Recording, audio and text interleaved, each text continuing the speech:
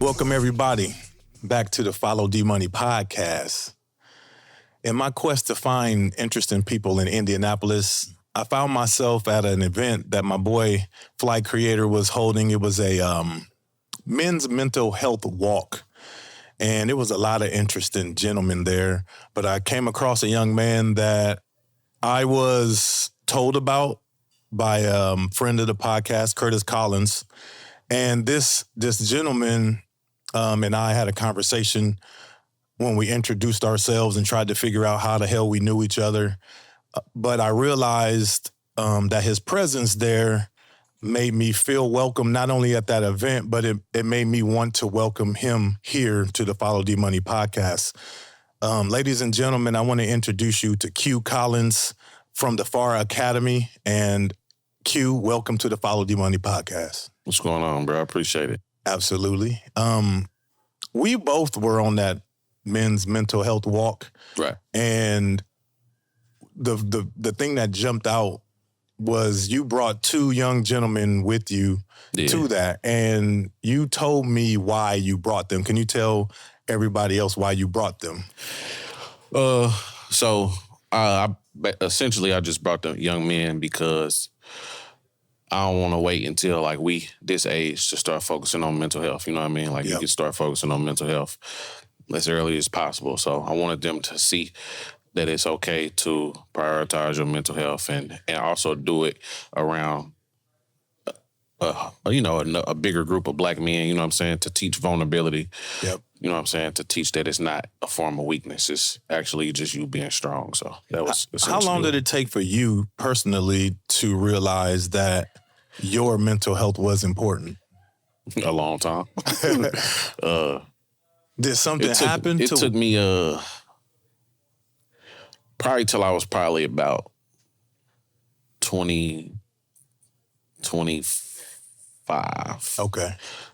I'm 35 now, so maybe like 10 years ago before I start prioritizing it. Yep. And how do you take care of your mental health?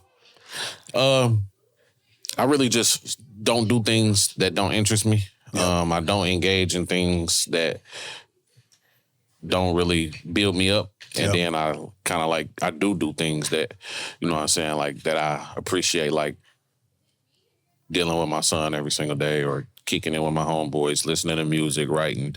You know what I mean? That's basically what I do. Yep. So you are involved in your community quite a bit, and the FAR Academy is something that I'm sure you take a lot of pride in. Mm-hmm. Can you tell us what the FAR Academy is and how did that idea come about? So the FAR Academy is a program that I run. I mainly try to run it inside of schools, but like during the summer times, I might have like summer programs. I got the name because I'm from the Far East Side.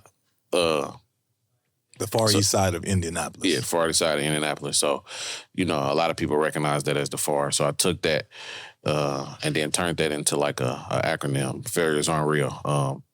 So with that, inside of the program, I focus on like personal development, emotional intelligence, and regulating your emotions. You know what I'm saying? So that's really what the FAR Academy is, and that's where it came from. So how do you implement those ideas at the FAR Academy? I just like prioritize personal development for real. Like I understand that the acronym Failures Aren't Real. It came from like me seeing other black men, me seeing a whole bunch of my people like either die or go to jail or be in situations that they don't really want to be in for real. Yep. Just based on like not knowing how to regulate your emotions or having emotional intelligence. So I feel like the more we go through that, the more we are scared to change. You know what I'm saying? Mm-hmm. Like we kind of like stay stagnant in certain situations. Right. Because we don't know no better. That's all we know. I think a lot of times we've just become afraid of failure because we're not learning from it.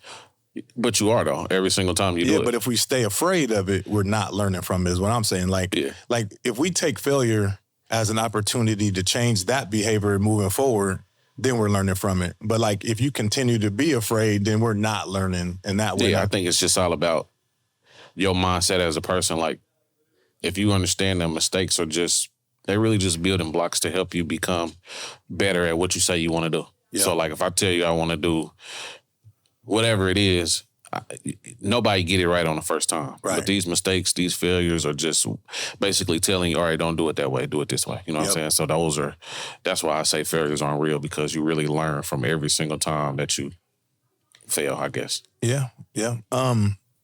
How did you get the FAR Academy involved in schools? Like, what process is that? For me, it was just having like events in the city. Okay. Having events in the city, and then actually working at a school. I worked at a school before. Okay.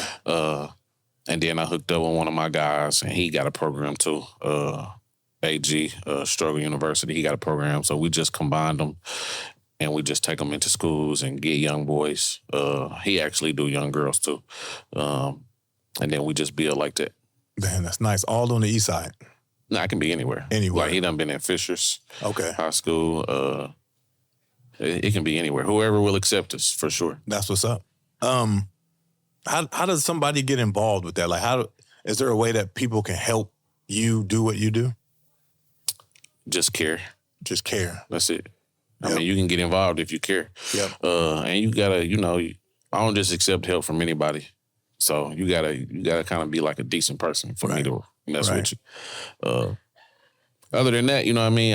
I build with anybody for real. As long as you just care and you're a decent person, I mess with you. That's what's up.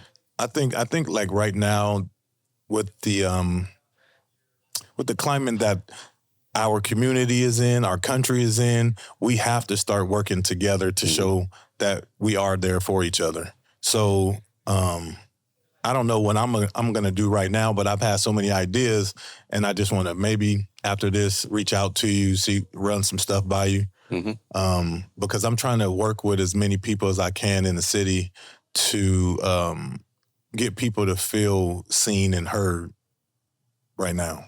Mm-hmm. You also are an author. Right. You've written how many books?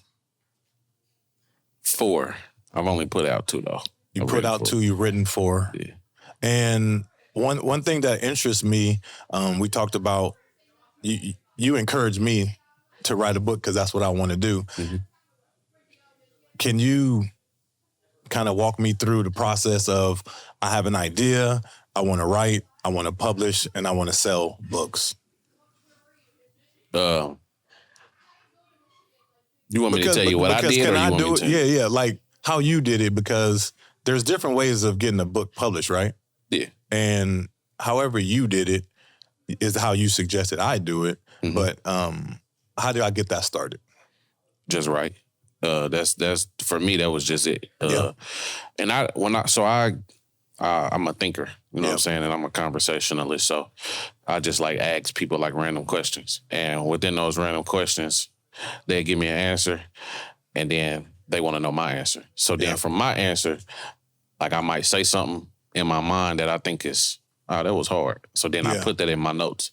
So from like 2015 to 2021 or 2022, whenever I put out the first book, I just pulled like a collection of thoughts from my notes that I had put in my notes, and I put it inside of a book, and I called it These Were in My Notes.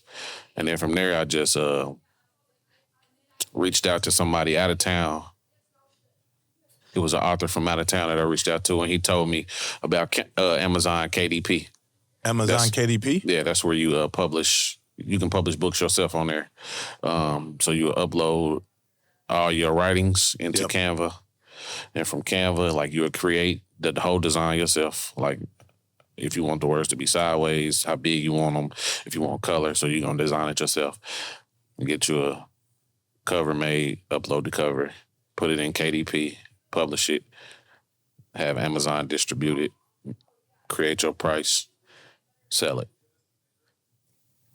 It's really simple, for real. You make it sound simple. People don't, it really is that simple. I mean, it's tedious because you gotta, you know what I'm saying, like putting the cover together and making sure that the cover aligns with whatever rules Amazon got. Yep. Like you can't cover certain words with a figure, you know what I'm saying? Like you can't put a brain over a letter N because everything needs to be visible. Right. You know what I mean? So once you figure that out, it's really easy for real. That's what's up. So I have notebooks that I write in. Mm-hmm. I just write in notebooks, and that's handwritten. So when I transfer that, I would have to type it into something. Yeah, you got to type it into either whatever you use on your iPad or your computer. Type And all it in this there. is on Amazon. No, so the Amazon portion is just when you upload what you created in Canva. Oh, Canva is what I need to have. Yeah. Okay. Well, you can probably use Word document. You know what I'm saying? But for me, I use Canva because I found that to be easier and more, you know what I'm saying, conducive to what I was doing. With all your work on the east side, and do you work mostly on the east side, or you work all of Indianapolis as well? I work anywhere. You work anywhere? I work anywhere. I'm just going to take my brand the far. Yep. I'm going to take that with me and go wherever I need to go. Yeah, but where do you find your motivation in the city? How do you, are there things in the city that motivate you, people that make you want to do what you do? The trenches. The hood for real. Yep. Seeing them kids, seeing them people overcome certain situations, being able to help them people come out of them certain situations. That's where my motivation come from, for real. Yep. And if you could have one thing change in the city of Indianapolis that you could affect, that you could make happen, what's the one thing that you would want to do or you would want to see happen? If I could change one thing about the whole city or about the hood? You could choose whatever.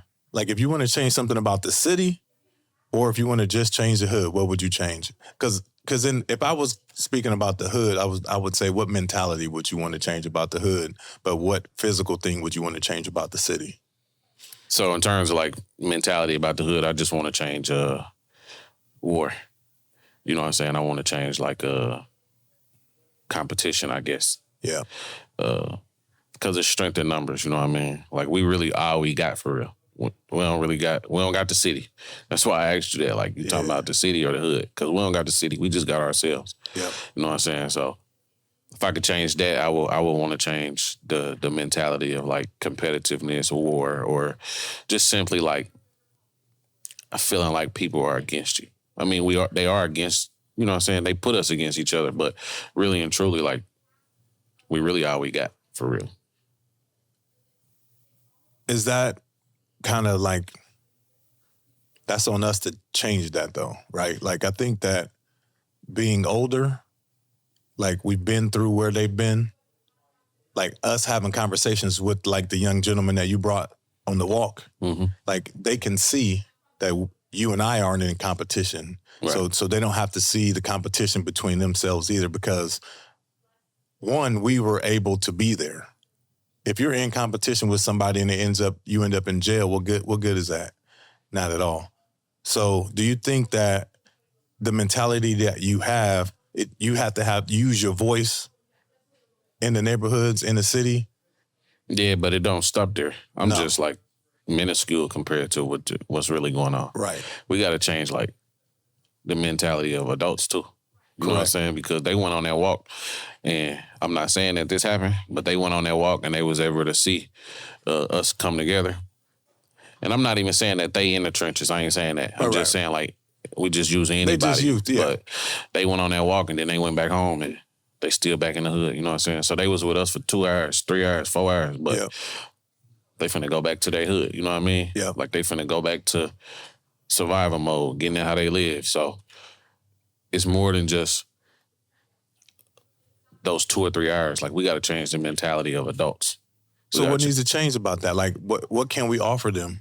What can we do to like, because that is something.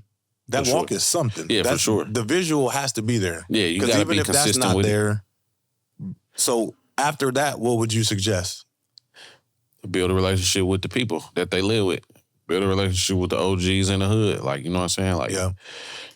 Because like I said, like they around negativity double the time that they're around positivity. Yep. So if you can change that, like change the mentality of the people, change the mentality of the grown-ups, then you can make a real impact.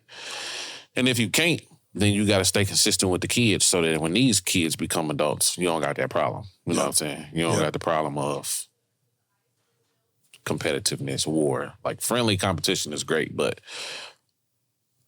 competing with the person next to you who's supposed to be there to help you, it's not a good thing. Right. Earlier you said that the city ain't with us. We don't have a city. We have ourselves. But in my opinion, to some extent, we need the city for stuff.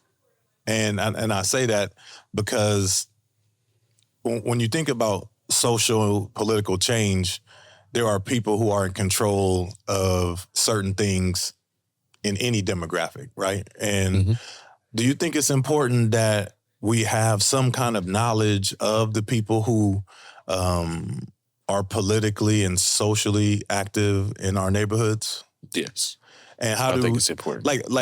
So my frustration is, and I'm just going to use the election as a example, and I'm not talking about the presidential, but any election. A lot of people that I talk to, and I'm going to use my nephew, for example, he just said that he wasn't going to vote because his vote don't matter.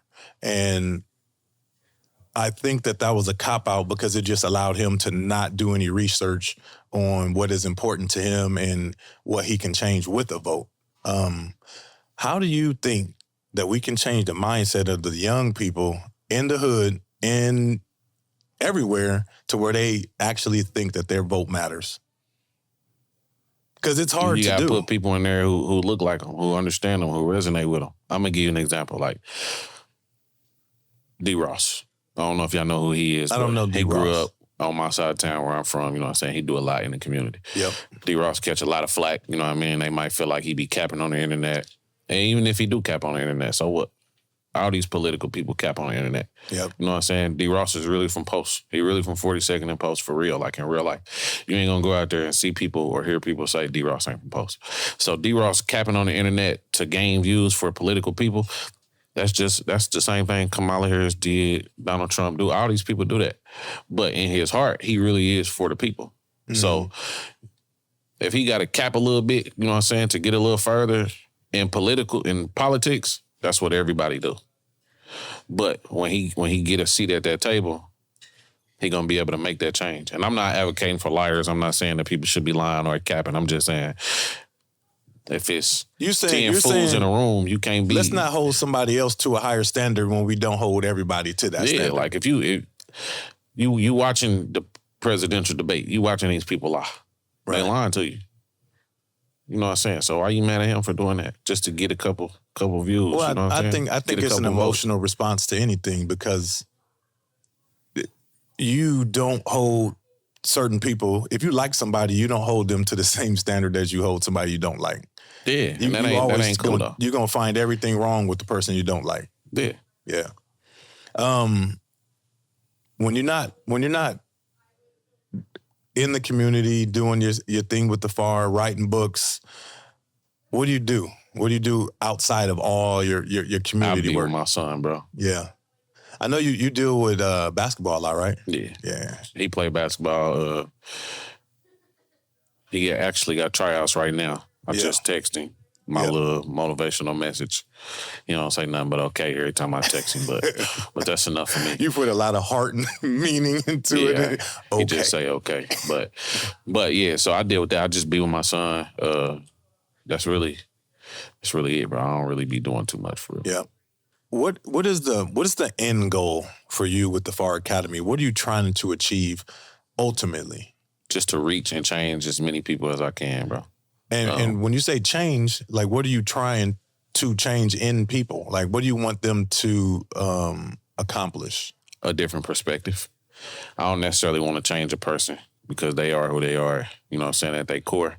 But I want people to gain a different perspective. I want people to understand things from a different way.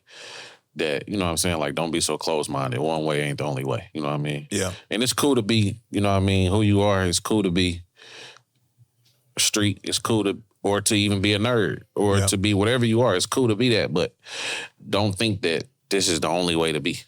You know what I'm saying? Like, get you some perspective. You know what I'm saying? I like to say that a lot of people say that a lot of people don't listen to other people's perspective because they don't think it works for them.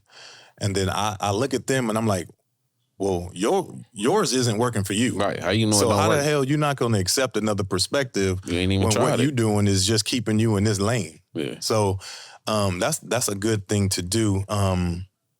When you look around the city, and you mentioned D. Ross, are there people that inspire you? Are there figures that you look at and say, I really like how they do it, how they move in the city of Indianapolis? Yeah. Who? The people I talk to every day. I don't really look at people, for lack of better words, above me and say, you know what I'm saying? I don't find motivation in people who are further, quote unquote, further than me. You know what I'm saying? Yeah. Because I'm only where I am. Yep. So my motivation comes from a person like Beasley. You know what I'm saying? He do a Thanksgiving drive every year. Yep. He finna pass out 1,000 turkeys in 2 weeks. Yep. You know what I'm saying? That's motivation. That's inspiring. Yep. You know what I mean? I look at a person like AG who got his program in 5, 6, 7, 10 different schools. You know what I'm saying? Yep. That's inspiring. But I talk to these people on a daily basis. I appreciate the other people. I see y'all and I salute y'all, but I'm only where I am. I aspire to be there maybe one day. Depends on who you are and what you got going on. But my motivation and the people I look up to is really the people that I can reach out and touch every day, for real. And I mean, it should be that. Yeah. But people should be able to reach out and touch you. And I know that you said you're trying to get more comfortable on the camera, but what do you do and how are you becoming more visible and more active with what your message is? Like how do you work on that if that's something that you weren't good at? Doing it, like coming here. Yeah, you know what I'm saying? Right. That's it, really. So before, if somebody asked you, would you be like, nah? I've turned down many things, for sure. I have, but I understand, the times that we in is 2024, bro. Like you gotta figure it out. Yeah, you got to, or just be a regular person. And I don't want to. I mean, I'm regular, but I don't want my brand to be subjected to my fear, I guess. You know what I'm saying? Right. I don't want my brand to not expand because I don't want to talk on the camera, or I don't want a microphone in front of my face, or you know what I'm saying? I don't want that. What do you have coming up in the next few weeks? Do you and AG have something? Yeah. Talk about that. So it's a Black Dads event. It's actually the second one. We took like a 2-3 year hiatus, sadly, but we back though. It's November 23rd. You can buy a ticket online. But really what it is it's just us putting together an event for Black Dads to be celebrated and to hold ourselves accountable, to come together as a community to talk about how we raise our children versus how we was raised.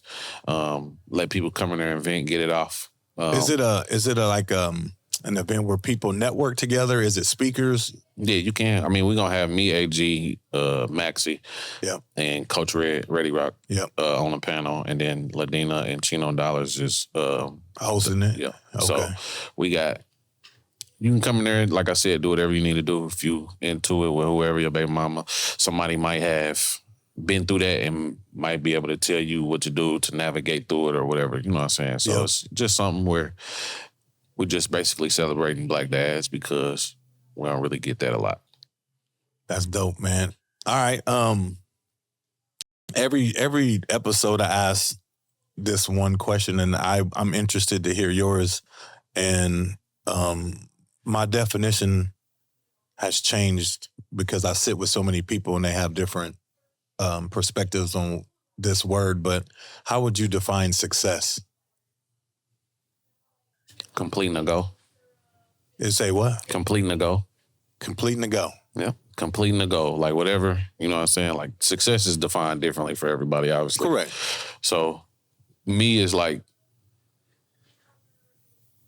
you can succeed in a day. You can succeed in a couple of minutes. You can succeed in life. It just depends on what goals you got. Yeah. If my goal is to wake up every day at 5 o'clock in the morning to go to the gym to work out, obviously that's not my goal. But if I did that, I was successful. You know what I'm saying? Yeah. I succeeded in that. Yeah. So it's really just making you some goals and completing them. And that's whatever that is. It don't matter what it is. Yep. And has the definition of success changed for you at all? Like, has that always been? Nah, that ain't always been my success. Yeah.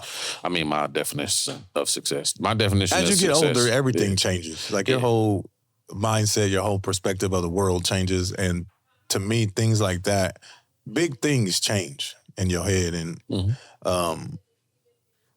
I'm impressed that you're like, to me, you're very non-assuming. Like you do a lot of things and you walk in here and nobody would assume that you ever wrote a book. Nobody would assume that you run that academy. Nobody would assume that you're throwing events for Black dads. You know what I mean? And I think that you are the kind of voice that youth would accept a message from. Right. You know, understand what I'm saying? Especially the people that you are trying to be in contact with. Mm-hmm. So how do you, like, your message, how do you think it resonates with people when you are unassuming? You think it's just easier for you to connect with them than it would be for, let's say, my team? Easier, probably, because of who I am and where I come from. Yeah. But you got to be saying something. You know what I'm saying? You also have to say it in a way that they understand too. For sure. Like the communication has to be there. The everything has to be relative. Like you have to be able to relate to them on their level. Yeah, and that's what I mean. Like if you can say something, but if this person don't receive what you saying like that, you ain't saying nothing. Right. You know what I mean? So I'm going to be able to talk to this group of kids in a certain way. Yep. And they understand it. Versus somebody else, like, they might know more than me. They might use better words than me. They might, whatever the case may be, but you don't look like me. Yep. You don't listen to what I listen to. You ain't come from what I come from. Yep. And you ain't saying it the way I need to be talked to. So you ain't really saying nothing for real. Right. But that's also important. It's like, it's important to know that so that you can like grab these kids and teach them a different way. You know what I'm saying? Like you don't got to subject yourself to this right here. Right. You know what I'm saying? Like I'm able to tell you that because I can get on this level. He can't tell you that. We saying the same thing, but he's saying it in a way that where you ain't at yet. You know what I mean? Yep. But one day you will get there. It's something about seeing a person who's been through what you've been through and get out of it than to somebody who's just successful telling you how you do it. Yeah. Man, I was gonna ask you something. I have this new thing that I'm gonna call this or that, right? Mm-hmm. And I'm gonna ask you to pick one or the other. And if you don't pick, then I'm not gonna. So I'm gonna ask you 6 questions, and I'm gonna give $10 to charity for every question you actually answer. If you don't answer it, they don't get $10. So that just motivates you to answer the question. All right. So, so the first one is writing books or mentoring children.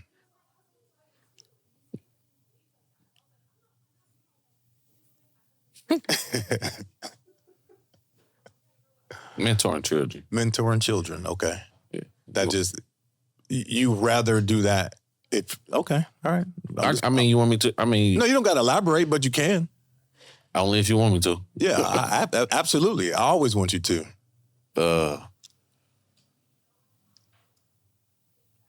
Mentoring children because not everybody read. True. So being there in the flesh, being physical, being somebody that they can reach out and touch and call, it means more than just writing this stuff on paper and hoping that they read it. Yep. You're kind of force feeding the information. Reading is them searching it, really. Mm-hmm. That's cool. I like that one. Okay, so I'm going to say downtown Indianapolis or Broad Ripple? Downtown. Downtown. No, hell no, I lied. Broad Ripple. Broad Ripple? Yeah. Why Broad Ripple? Because Because that's where we at more. Okay. All right. Chris Brown or Usher? Usher. Usher. Yeah. And this one is a choice of 3. Morning, daytime, or evening? Morning. Morning. Movies or TV series? Neither. You don't watch TV. If I got an answer, I'm gonna say movie so I can get it over with. TV series take too long. Okay. This is a hip hop question. East Coast or down south? For what? For rap, hip hop. What you asking me though? So I'm asking if you had to choose one over the other, are you choosing East Coast hip hop or are you choosing down south? And we're just taking all the artists that come from those areas and eliminating them, and you get to keep the other one. I'm gonna pick down south, but not because they better. I don't think they better. You just have to pick one. But why would you? So why are you picking the South if you don't think that they're better? Then, what about them? Are you picking? You thinking you like their culture better? Yeah, I like the culture better. I like the sound of the music better. Okay. I relate to them more. I grew up more on them. Yep. But I do think maybe the best lyricists come from East Coast. That's fair. But in terms of music, like what I would like, it come from down south. That's fair. The last one, I'm gonna go with Kendrick or Drake. For what? What you asking me? In the rap battle. Who won? Yeah. Who did you pick? Who won it to you? Who won to me? Kendrick won. Okay. Who do you like better? I don't like Kendrick at all. Okay. But I'm not a liar. You know what I'm saying? Kendrick won because you like Drake? Yeah, Drake one of my favorite rappers. Okay. They jumped him. It's hard to win when you get jumped. He been using people the whole time. He helping them too though. It's a favor for a favor. Yeah. But they jumped him, so he lost. So just take their music though. You still think he had a chance if you just take his music and Kendrick's music in the battle? Song for song? Honestly and truly, I really didn't even listen to it. I mean, I might have listened to them when they first dropped, but I never went back to it. Right. I don't even like Kendrick like that. Yeah. I know he good. I know he can rap real good, but yeah, he's like an acquired taste. I don't really like him. Yeah. I think that's how a lot of people were. They weren't on Kendrick. I'm from the city, so he's our prodigal son. So I'm always gonna be Kendrick no matter what. But they not like us. Can't deny it. Yeah, it's cool. It's a nice song. It is. He killed Drake with it, I think. But that's the last one. So we did 7. So I owe $70 to charity. And if you have a charity that you would like me to donate to, I will do that. Mm-hmm. Yeah, we can figure that out. Right on. So we'll get back with you on that. And how can people get in touch with you if there is something that they want to help you out with, or even just contact you to maybe appear on podcasts or be a part of something that you're doing? I know that you don't like to work with everybody, so I am super thankful that you even showed up to be a part of this. But if somebody wanted to get in touch with you, are you available to be contacted? Yeah, I'm available. Yeah. How can they contact you? But you just got to be a cool, decent person. Yep. Phone I like number. the disclaimer. Yeah. I love it. Facebook, Instagram. Yeah. Facebook is Quinton Collins. That's my name. Yep. Instagram is the _Academy. Or my phone number that I'm not going to tell you out here. You ain't going to put it out there. But yeah, that's really it for me. That's how you contact me. And, we can work, like I said, depending on, you know what I'm saying? Everything depends. Yep. Everything copacetic. Maybe. It has to be for you to work with them.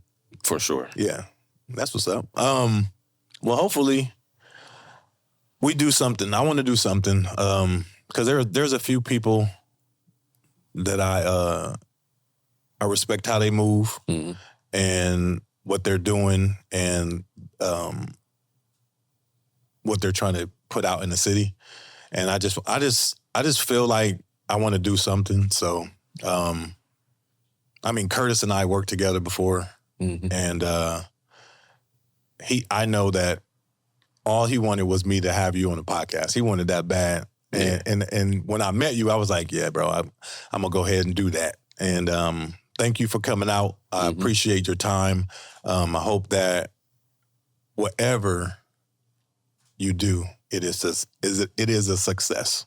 For sure. I appreciate that. Yeah, for sure. And I'll talk to you in the future. Hopefully I can make it to your event. That's my plan. So I hope I get there. And everybody, please check out followdmoney.com. Get your merch. Next episode coming up soon. We at Scosh. Thanks, Haley, for having us. And we out.